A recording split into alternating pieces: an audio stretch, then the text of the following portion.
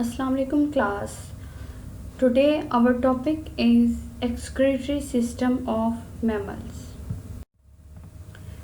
First of all, what is excretion? Excretion can be defined broadly as the elimination of metabolic waste products from an animal's body. These products include carbon dioxide and water. Carbon dioxide and water which cellular respiration primarily produces. Excess nitrogen which is produced as ammonia from deamination of amino acids and solutes various ions. Excretion में क्या है कि हमारी body के जो metabolic waste products हैं उनको हमारी बॉडी से, एनिमल्स की बॉडी से एलिमिनेट करना क्या कहलाता है? एक्सक्रीशन।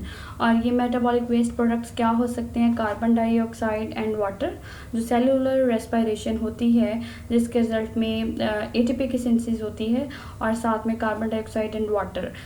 तो ये जो कार्बन डाइऑक्साइड है वो तो हमारी बॉडी से, एनिमल की बॉडी से थ्रू रेस्पिरेशन, जब गैसेस एक्सचेंज होता है लंग्स में, ऑक्सीजन की इनटेक होती है तो कार्बन डाइऑक्साइड हमारी बॉडी से रिमूव हो जाती है। और एक्स्ट्रा वाटर भी जो है वो हमारी बॉडी से स्वेटिंग के थ्रू और यूरिन फॉर्मेशन से एक्सक्रीट आउट हो जाएगा।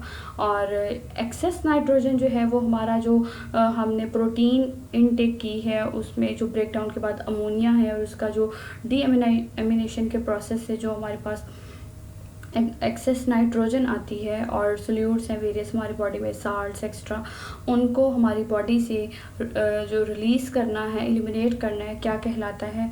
Excretion. Mammals like all amniotes have a metanephric kidneys. Mammals में मेटानेफ्रिक जो एडवांस्ड फंक्शनल किडनी है वो मौजूद होती है। जिस तरह कि हमने रेप्टाइल्स में या एम्फीबियंस में क्या है, प्रोनेफ्रॉन्स और मीजोनेफ्रॉन्स होते हैं, लेकिन मैमल्स में जो एडवांस्ड फॉर्म है किडनी की called as metanephric kidney having millions of nephrons, वो मौजूद होती है। Mammals excrete urea. Urea is less toxic than ammonia and does not require large quantities of water in its excretion. Ammonia जो है बहुत ज़्यादा टॉक्सिक होता है और उसके एक्सक्रीशन के लिए लार्ज वाटर क्वांटिटी की ज़रूरत होती है, जो कि एक्वेटिक एनवायरनमेंट में पॉसिबिलिटी है। मैमल्स क्योंकि टेरेस्ट्रियल एनवायरनमेंट में होते हैं ज़्यादातर, तो उसमें जो एक्सक्रीटरी मटेरियल है वो यूरिया है। Unlike uric acid, however urea is slightly water soluble and cannot be excreted in a semi-solid form, thus some water is lost. Ammonia जब एक्सक्रीटरी प्रोडक्ट हो तो बहुत ज़्यादा वाटर क्वांटिटी रिक्वायर है, और जो यूरिक एसिड है जैसा कि हमने रेप्टाइल में देखा तो वहाँ पे वो वाटर को कंजर्व करने के लिए सेमी सॉलिड फॉर्म में उसको रिलीज़ करते हैं पैलेट्स की फॉर्म में।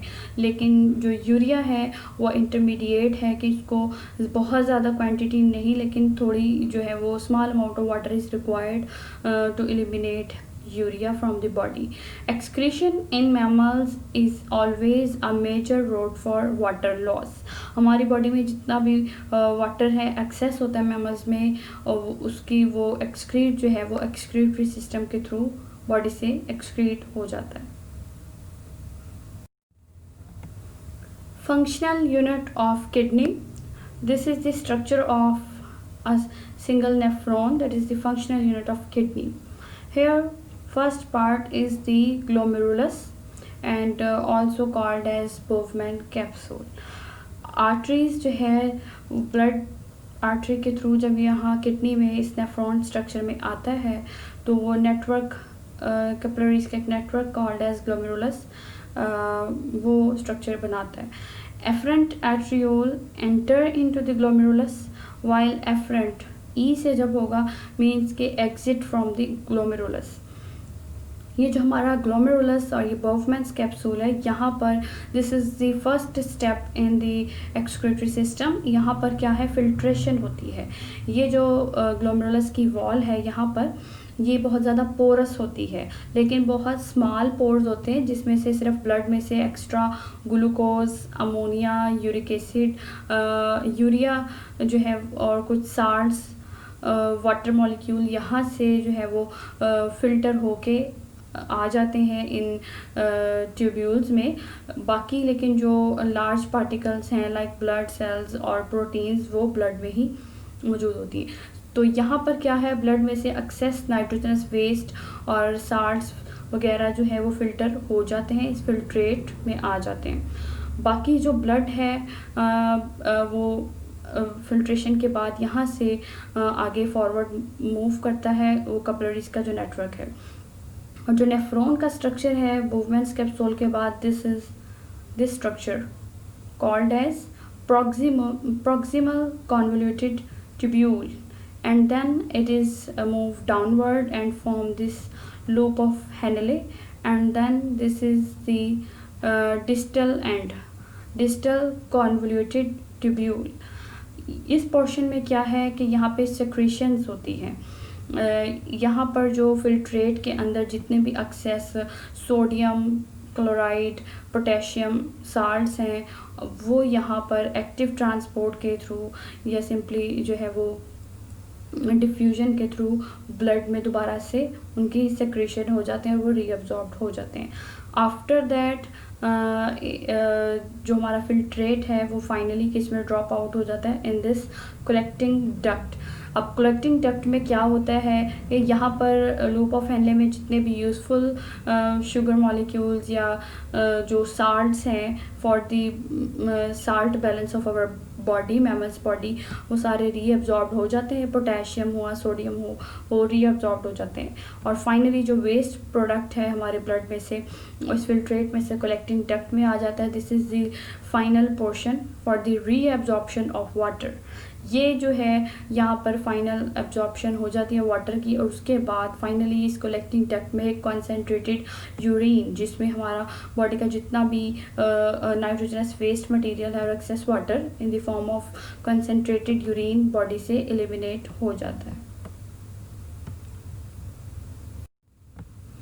The primary adaptation of mammalian nephron is the portion of the tubule system called the loop of nephron.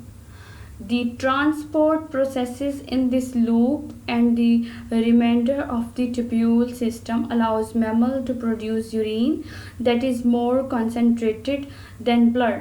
Previous slide में जो हमने स्ट्रक्चर देखा है जहाँ पे प्रॉक्सिमल ट्यूब्यूल है और उसके बाद लूप ऑफ नेफ्रॉन जो कि लूप ऑफ हेनले बनता है, ये मैमल्स के अंदर बहुत ज़्यादा इनकी अडेप्टेशन है। क्योंकि रेप्टाइल्स की अगर बात करें तो वहाँ पे लूप ऑफ हेनले होता ही नहीं है, एब्सेंट होता है। तो इस वजह से उनका जो है वो ये मैमल्स में बहुत ही इनकी अडेप्टेशन है कि ये अपने वाटर को जो भी साल्ट्स हैं उनको कंजर्व कर लेते हैं due to loop of Henle या लूप ऑफ नेफ्रॉन। इसके एग्जांपल है, for example beavers produce urine that is twice as concentrated as blood, while Australian hopping mice produce urine that is 22 times more concentrated than blood। ये इसी वजह से है क्योंकि इनका लूप ऑफ हैंडले जो है वो इनके अंदर बहुत मौजूद है। ज़्यादा लूप ऑफ हैंडले की लेंथ जितना ज़्यादा होगा लूप बड़ा लूप बनेगा उतनी ज़्यादा वहाँ पर रीअब्जॉर्प्शन हो जाएगी साल्ट्स की, एंड देन कलेक्टिंग डक्ट में भी वहाँ पे वाटर की रीअब्जॉर्प्शन हो जाती है। So this is the excretory system in the mammals जिसके ज़रिए जो है वो एक्सेस नाइट्रोजनस वेस्ट जो है वो कंसनट्रेटेड यूरिन की फॉर्म में बॉडी से एक्सक्रीट आउट हो जाता है। Thank you.